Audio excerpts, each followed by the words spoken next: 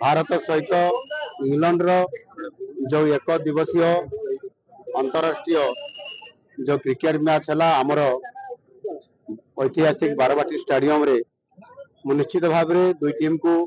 अभिनंदन और शुभेच्छा जनाऊँगी एवं आज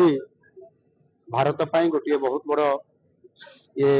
बारवाटी स्टेडियम अपेक्षा करी रही गोटे बहुत बड़ विजय देवाई आज निश्चित भाव में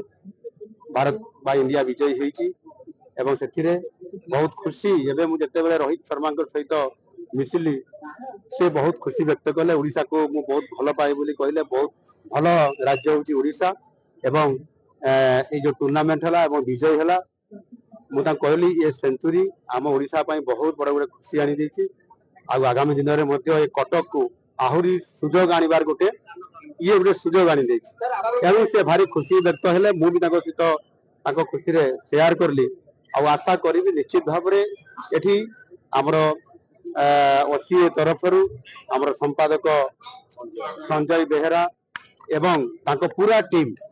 एवं आमर राज्यर सरकार प्रशासन पुलिस प्रशासन साधारण प्रशासन समस्त एवं विशेष कर कटकवासी सहयोग रे आमर क्रीड़ा मंत्री आमर सूर्यवंशी सूरज विधायक सदस्य आमर समस्त भाई माने समस्त सहयोग रे बहुत बड़ गोटे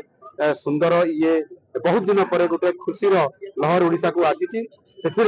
समस्ते सांबादिक बंधु मैंने आरंभ शेष पर्यंत रही खेल को जभरी भाव में आज रोमांचकर कराइबारे बड़ा भूमिका नहीं मुझे समस्त को धन्यवाद मु तो पूरा आरंभ शेष पर्यंत एवं साधारणतः भाव मु भी जड़े क्रिकेट प्लेयर एवं